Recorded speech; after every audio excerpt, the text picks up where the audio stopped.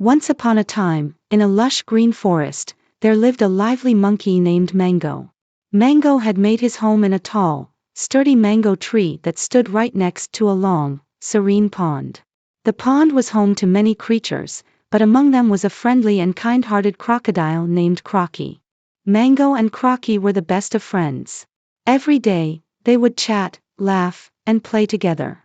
Mango would often pluck ripe, juicy mangoes from his tree and toss them into the pond for Crocky.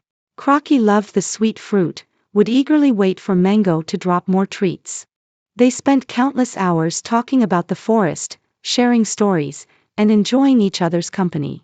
Life was simple and beautiful, and their friendship blossomed with each passing day. However, not everyone was happy with this friendship.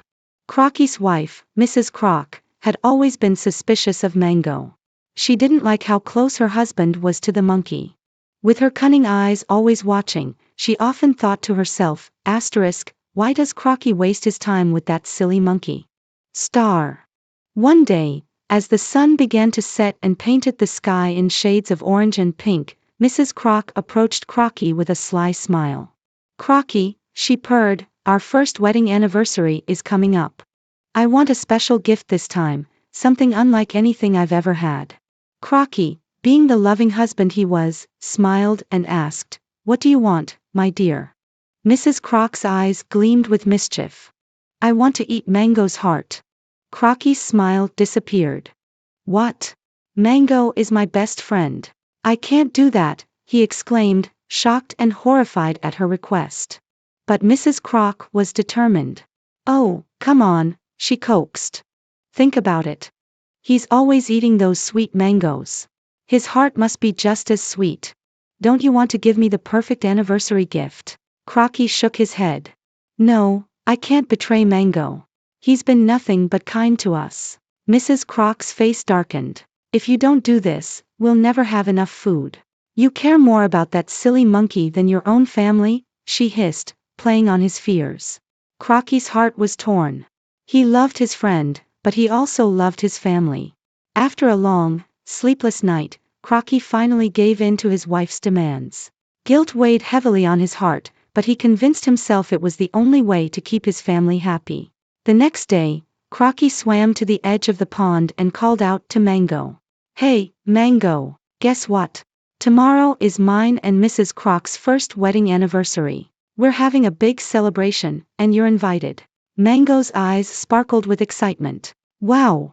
That sounds amazing, Crocky. But, you know I can't swim. How will I get to your home?" Crocky forced a grin, hiding his guilt. "Don't worry. You can ride on my back. I'll take you safely across the pond." Mango, thrilled by the idea of the party, clapped his hands. "Oh, Crocky, you're the best. I can't wait to celebrate with you." The next day, Mango carefully climbed onto Crocky's back, clutching his fur tightly. Crocky swam smoothly, trying to appear relaxed, but his heart raced with guilt and dread. Unlike their usual fun conversations, Crocky was silent and tense.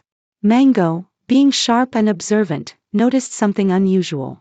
Crocky, who usually chatted nonstop, wasn't saying much. The pond felt eerily quiet, and Mango began to feel that something was off.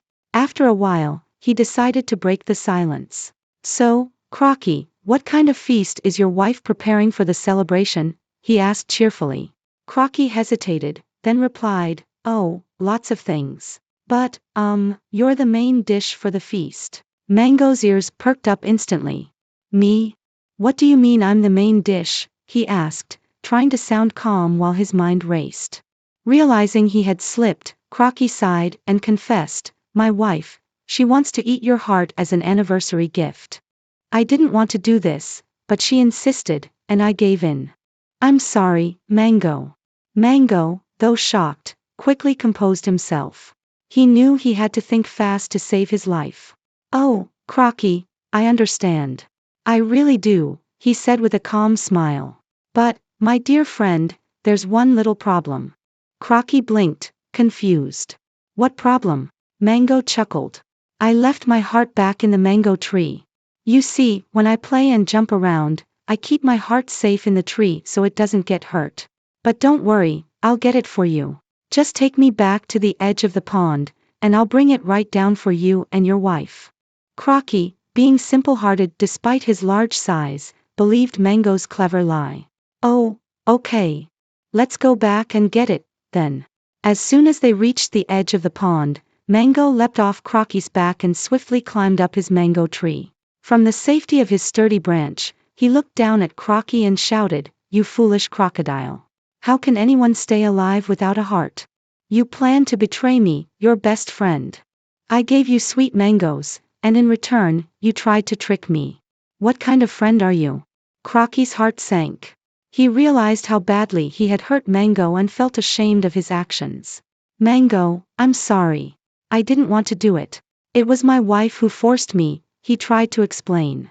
But Mango shook his head. "A true friend would never betray someone, no matter what. I can't trust you anymore, Crocky. Go away and don't ever come back." From that day on, Mango never spoke to Crocky again. The once beautiful friendship was gone, broken by betrayal and dishonesty. Crocky returned home, filled with regret, while Mango continued to live happily in his mango tree, wiser than before. Moral of the story: true friendship is built on trust and loyalty. A real friend will never betray you, no matter the circumstances. Always choose honesty and integrity over deceit, because once trust is broken, it can never be fully repaired.